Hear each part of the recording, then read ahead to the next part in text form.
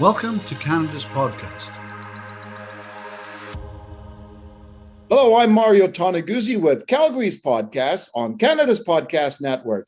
Joining me today is Chris Friesen, who is President and CEO of Mint Smartwash. Thanks for joining us today. Hey, Mario, appreciate it. Appreciate you having me on. Well, let me just start by asking you what Mint Smartwash is and what you guys do. Yeah, absolutely. What is a Smartwash? So we operate a family office, Mario, in a variety of different industries. And back in 2014, actually, we got introduced to the concept of this exterior express washing. And so this concept is actually doing quite prolifically down in the United States. So there's about 6,000 of these types of operations across the United States. And through our initial phase and journey of learning about this express wash concept, we realized that in large part is not being done in Canada. So it's a great opportunity to bring this car wash concept to Canada. So really what it is, it's a 200-foot tunnel. So, again, quite a long tunnel. We're washing 6 or 8 cars at one time. And so we're processing up to 180 to 200 cars an hour. So really at the end of the day, what I always like to talk about, yes, it's a car wash, and a car wash is the byproduct of what we do. But at the end of the day, what we sell is actually time. Because no matter if I charge you $10 or $100 for a car wash, it doesn't matter. Reality is I can't sell you anything worth more than your time. So we get you in and out, 5 minutes, clean, dry, and shiny in 5 minutes or less. And that's really the competitive advantage of what we do. So we have, if you enter one of our sites, to go through a bit of a site layout, we'll have stacking lanes. So you'll stack in those lanes. Then you'll come up to a pay station. You'll be greeted by a shine genius, is what we call our entry-level position. So they'll be greeting you at the pay station, nice friendly face, help you through the sales process. So you have the option of doing the single pay washes or the membership option. So that's another big part of our business, is the membership option. So memberships ranging anywhere between $35 to $45, and that's unlimited per month. So that's a big differentiator if you think about all the crazy weather we have here in Western Canada. So after you leave the pay station with either your membership or your single wash, then you'll be into the kind of our secondary stacking lane, where you'll enter our car wash. You'll be guided on the conveyor. So again, something different to our model. We really believe in having someone at that station guiding you on. So all the hours we're open, we'll have you into that conveyor. And basically you'll sit in your car as you're pulled through our process. So again, 200 feet gives you quite enough room to hit all the spots in your car, do all the fantastic cleaning that happens in our wash. And then at the end, about a third of our tunnel is dedicated to drying. That's for a couple of reasons. One, we like to have a nice, clean, dry car product.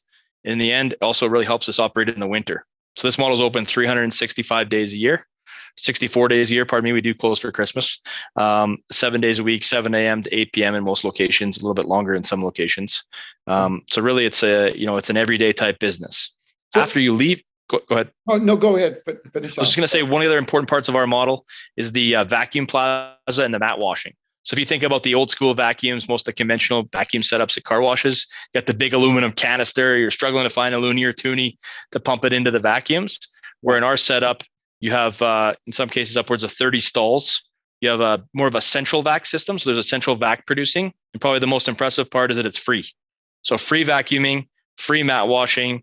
And then we actually have a towel service as well. So microfiber towels, all that's complimentary, whether you have a single wash or a membership option. Oh, super. So how many locations do you have right now? Actually just opened our 7th location in Calgary about 2.5, 3 weeks ago. So we're pretty excited about that. And we have an 8th location under construction. They'll be open in Regina, Saskatchewan here probably towards the 3rd week of July. Okay, super. And did I see correctly that you have one in the States as well? Yeah, that's correct. So we originally started in Lethbridge, Alberta. So we had one of our operating partners was there and found a really nice piece of land. And for those that know Lethbridge, we're about 1 block west of the water tower, the infamous water tower in Lethbridge, right on the Highway 3 there. Found that piece of land, really adopted really well by the community, had tremendous success out of the gates, and really proved that this concept could exist and do well in Canada. And from there, we were having trouble finding land in Canada, to be honest, because a lot of landlords, a lot of people you talk to, they don't want car washes on their land, because they're thinking of the one wash bays, all the garage doors open, people lined up. And that's just not our model at all. So we had a unique opportunity to build a wash down in Billings, Montana. Very analogous community to Lethbridge in population. However, a massive service area, like up to 500,000 people use Billings, Montana, because it's kind of tucked down in that southeast corner. So into Wyoming, Dakotas, all really use that wash. So a chance to keep the Mint story going. So we built a wash in Billings, Montana. And then last year we opened in Medicine Hat, and then we've been on kind of a fury this year. So we opened 2 washes earlier this year in Edmonton, one in Red Deer. couple weeks ago in Calgary, and then Regina next week. So we'll be up to 8 washes, and I believe we're the largest express car wash company in Canada. So how many more do you think you can grow to? Our current plan is to build out about 25 in the next 5 years. So what we're looking to do is cluster in the markets we're operating in. So markets like Calgary and Edmonton, I think, can handle upwards of 10, maybe even more of these washes. Again, with the membership model, that really proves out the value of having multiple stations that you can visit, and makes it attractive for fleet customers as well. Okay, maybe if we go back in time, Sure. If you can explain to me just how this all came about, like, and the reason for it. Yeah, absolutely. So my background is chemical engineering. So graduated from chemical engineering in 2003 from University of Alberta, and subsequently joined the oil patch right after that. So lived a bit in Fort St. John, working in the service side of the oil patch, and then spent almost, 8 or 9 years on the producer side, working for a couple of producers, some big and small, in town here. And in 2013, decided to join my father in the family office. So we operate a family office we call loosely the Friesen Group, where my father he was one of the founders of a company called Hazco Environmental Services, which he exited in 2004, and then 2008. And my dad's really he's the serial entrepreneur. He's where we all get it from. He's kind of the genesis of the family office, where we get the entrepreneurial spirit. So joined him in 2013. He was in a wide variety of different things, wide variety of different industries. So we've really been working to consolidate that. And through one of our land holdings we had in the Edmonton area, we got introduced to a gentleman who introduced us to the express wash concept. He said, "Hey, have you guys ever thought about doing you're getting into the car wash business?" And it's funny, all the different business lines we work in, car wash always seems to get the most interest. It's kind of an amusing thing. Everyone always seems to have interest in the car wash. Yeah. And so I guess we were no different. So that was in 2014. So we spent about 6-8 months flying around the United States, looking at different models, kind of really understanding, what does this express model look like? Why is it different?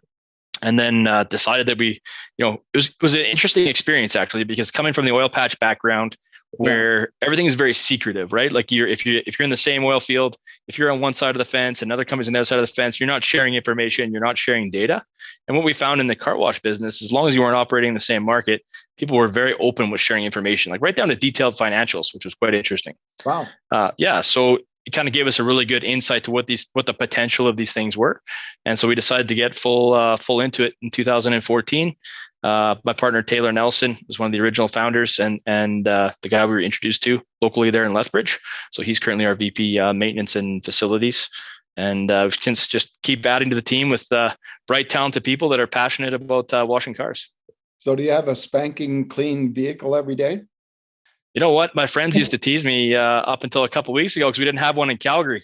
I always used to tease my guys. I said, the frustrating part about this is I come get a great clean car, and then I got to drive 2 hours home or 3 hours home, and I don't have a clean car anymore. So that's the one thing we can't do, is keep your car clean for 3 hours. But much cleaner now that we're in Calgary. Don't you think that, I know for myself personally, actually my wife too, Sure. There's a great feeling when your vehicle is clean and you're out driving it. Absolutely. I think one of the monikers in the industry is feel better in a clean car.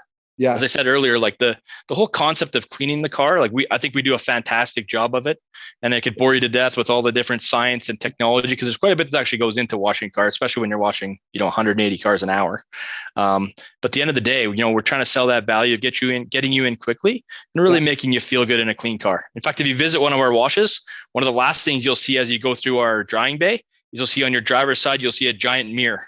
And the purpose of that mirror is for you to be able to look at that car, realize how clean it is, so you don't stop and hold up the line, and kind of get that feeling of satisfaction as you leave the wash.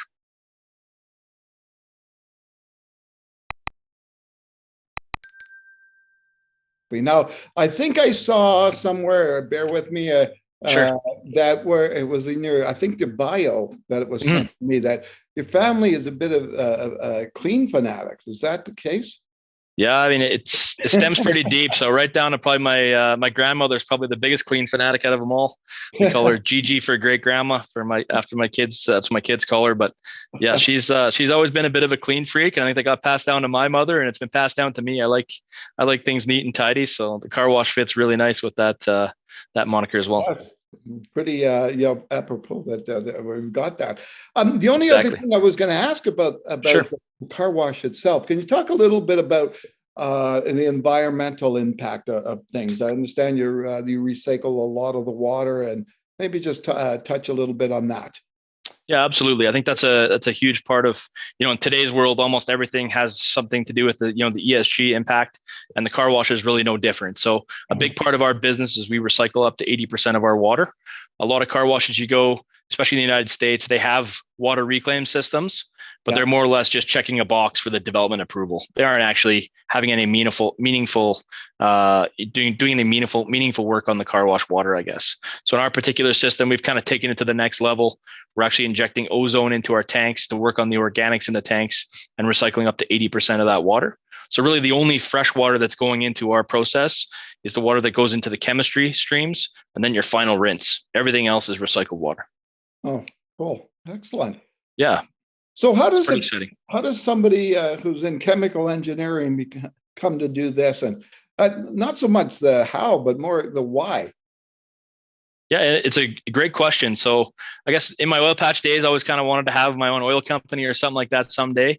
And then with the way the movement was going towards oil and gas, it was just becoming harder and harder to attract investment dollars into that segment.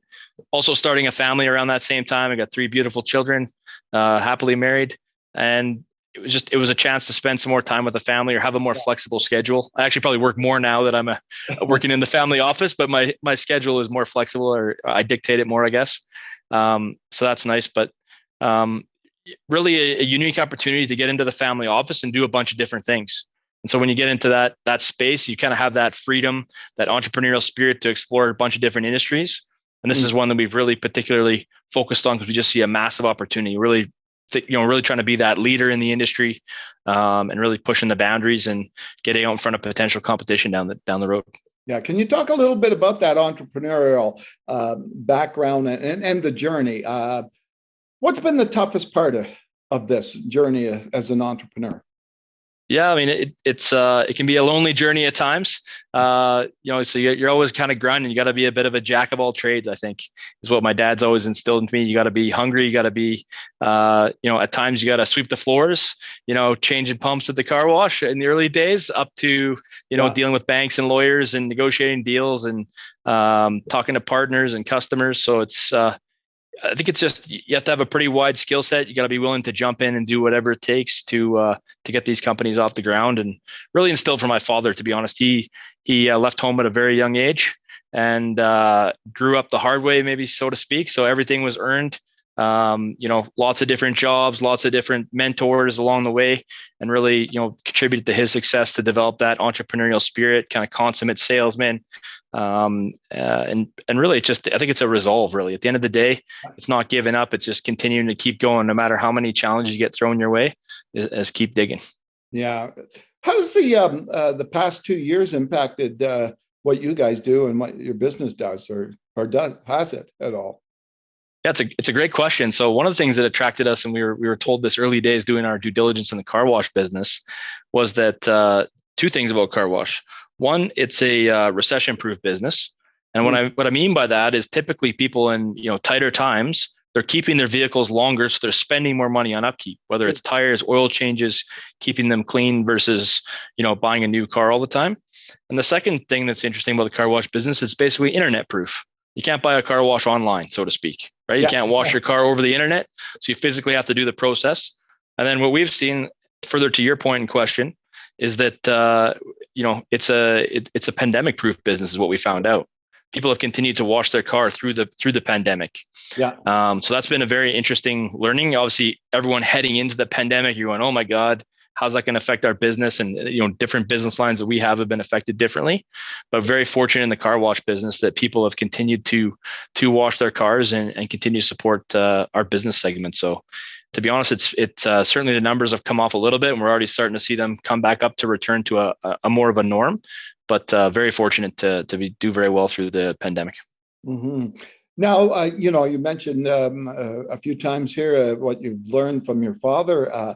Just wondering if along the journey, and were there others, or maybe not so much others, but other examples of entrepreneurs that caught your attention, or books that you read that maybe stuck with some advice for you? Yeah, great question. So one of the interesting things growing up in an entrepreneurial family is you tend to attract to other entrepreneurs. Wow. So I think just being around my dad, seeing his partners in Hazco, growing Hazco, a lot of his peer-to-peer business groups, you see from a wide variety of different industries. So I've been very fortunate, I think, at a very young age to be exposed to a lot of different entrepreneurs. And I can't say there's one that stands out in particular other than my dad, but definitely a lot of different people and a lot of different ways of doing things. Yeah. You see the family sacrifice, you see, the financial ups and downs of the entrepreneurial world, right? It doesn't always work out. Everyone likes to talk about the success stories, but you can't win them all. So definitely some tough lessons along the way, but lots of good examples to pull from of entrepreneurial families is in this community and others. What would you say to someone if they came to you seeking advice about being an entrepreneur? What would you tell them? It's a great question. I think a lot of it. The most important thing I think is resiliency. To be honest, at the end of the day, I think you got to be prepared for that. Not everything's going to work out as per plan. In fact, your plan's probably wrong the minute you make it. So I think you have to be pretty nimble. You have to be willing to adapt. You have to be willing to work harder than the next person. So I think the big thing is probably resiliency. Always, if you get beat down, you got to be able to get back up and find a different angle or a different way, or get a different situation, or be able to call an audible, to use a sports analogy, along the way to be able to make it go. Anyone you admire out there in the business world beyond your father? Well, I mean, man, again, so many good examples of good entrepreneurial leaders out there. I guess one of the things that's particularly fascinating to me is a guy like Elon Musk. I mean, he gets a bit controversial with some of his beliefs and the way he goes about things, but the ability that he's had to go out and really push the boundaries, whether it's space, whether it's automotive, the progression to electric vehicles, I think it's just interesting how vast and how wide his mind can work. And you see that. I think that's a common trait you see in a lot of entrepreneurs, to be able to just think so much further down the road and to see things that are coming and to be able to adapt. But I think he's particularly interesting just from the mere fact of the scale and scope of the things that he's continuing to work on. Mm-hmm. Now, we talk in this day and age, we talk a lot about work-life balance, and and being an entrepreneur, we know that's almost a 24/7 job. Do you find that you do have some work-life balance, or don't? Yeah, well, good thing you have my wife on to interview today, but she probably have a different opinion than me. But obviously, it's something, especially in these early days, in Mint Smartwash, right? We're just getting going, getting this thing really ramped up. That's when a lot of the really hard grinding happens. So it's certainly been a busy time period. But I do a lot of my, activities outside of work revolve around my kids. So I have 2 boys and a girl, all heavily involved in sports. So I do coach the boys in hockey and coach my daughter in soccer previously. So try and get as much family time in as possible. And I definitely need to spend. Sorry about that. Yeah, no problem. Just definitely need to make some more time to spend with my wife for sure. It seems like you get busy, you get young kids, and you get so busy in business and life. One of my goals is definitely to make some more time for her and make sure that because she's obviously very supporting of this journey. She's actually an engineer by trade as well. So she's been a great support in allowing me to continue this journey with Mint and the family office. What would you say some of your interests are beyond family and work? Big sports guy, huge Flames fan. Pretty disappointed to see him drop out of the playoffs this year. So big Flames fan, like to keep up on a lot of different sports. Very interested in Formula One racing. Oh, really? So I kind of got my kids into that. I've been fortunate to see a few different races around the world. So keen interest in racing and all the cool stuff that those guys get up to. So that's fun. Enjoy golf when I can get out and do that. Those are some of my key interests. So what's the appeal of Formula One racing? I think it's all really around just how much energy it takes and how, like, this, I guess the sky's in the scope. And I think the Drive to Survive is in the news a lot about talking about how it's kind of popularized F1. I've been a fan for a long time, pre the Netflix series, but I think what really interests me is just people don't realize how much technology those guys are continually pushing the boundaries, looking for new ways to go faster, and all just the whole scope and scale of, moving things around the world. I find it just fascinating. It's absolutely fascinating what these guys get up to. Yeah. All right. Super. Well, thanks very much, Chris, for joining us today. Appreciate it, Mario. Thanks for having me on, and look forward to seeing everyone out at the Mint Smartwash near you.